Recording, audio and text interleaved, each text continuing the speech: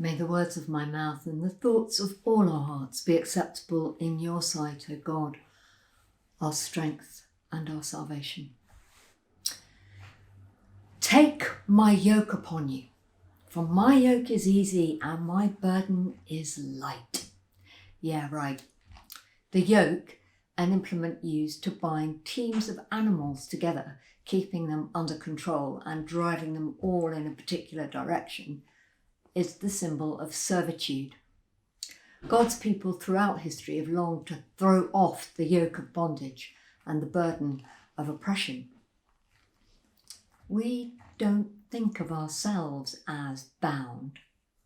We think that we're in control, that we choose what direction our lives move in. But truth be told, all of us are yoked to something or someone. An institution we serve, the influences we are under, the people we please, the principles or values, conscious or unconscious, that drive our actions and set the direction of our lives. Jesus encourages us to bring our heavy burdens to him, but then he promises to replace them with another burden. What we really want is the option to be entirely unburdened and unyoked. Well, there isn't one. It's just a fact of life. But in confronting that fact, we find we do have choice and freedom. The choice to become aware of what it is that drives us, of what we are shackled to, of what direction we are headed in. These things, says Jesus, are often hidden from those who think they are wise and intelligent.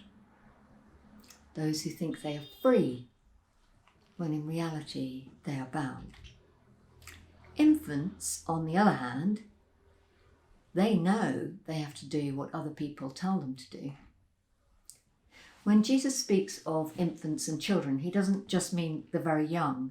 In the biblical world, the child is the property of another. Their lives are not their own. The children, the little ones, the least among us, these stand in for the people whose lives are controlled and directed by others, and they know it. When Jesus says that God has revealed God's truth to the infants and hidden it from the wise and the intelligent, he's not being contrary, he's just telling us how it is. The least among us have a different perspective on life. They can see things that those with more power cannot. To find out what they see, we need to pay attention to them.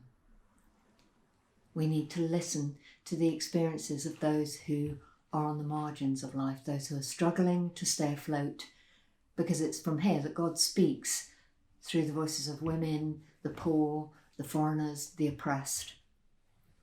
The current pandemic is revealing some of those voices to us, and we are beginning, God willing, to hear the experiences of the low-paid security staff, shop workers, delivery drivers, transport personnel, the insecure migrants who clean our hospitals and take care of our elderly, the Black and ethnic minority communities who are dying in higher numbers of the coronavirus than their white counterparts.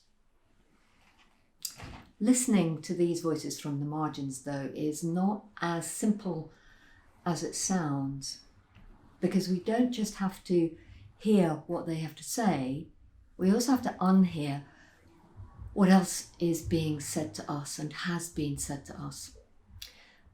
As a result of the Black Lives Matter campaign, we are hearing that our history, our wealth, our security, our progress has been built on the back of the poor and the enslaved. This involves not only hearing their story, but unhearing that story that we've grown up with, the story that it was British exceptionalism and industry and ingenuity and hard work that fueled the Industrial Revolution and laid the foundation for our relative security, prosperity, and hearing instead that it was built by the sweat of slaves in the cotton fields of Louisiana that provided the raw materials for our textile industries, and the sugarcane fields of Barbados and Jamaica. This is not just about history, though. Hearing these stories, and in the light of them questioning the stories we've heard all our lives, opens our eyes to see the truth of who it is today, who is making our clothes, cleaning our schools, feeding our children, the unpaid, undervalued, living precarious and even dangerous conditions. Such knowledge is a heavy burden. But here's the thing. It offers us a path to freedom. It sets us free to see the world as it truly is and as it could be. To see the world as God sees it. It reveals to us that our seeming security and freedom is intimately yoked to the insecurity and bondage of others, and that revelation gives us the freedom to choose to do things differently.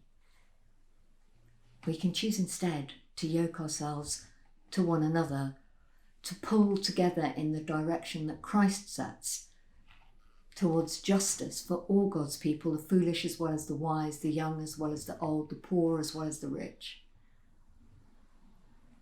We just don't have the option of being unyoked and unburdened, but we can decide which yoke and which burden. We can choose to become prisoners of hope and move forward together in the direction of justice and of peace.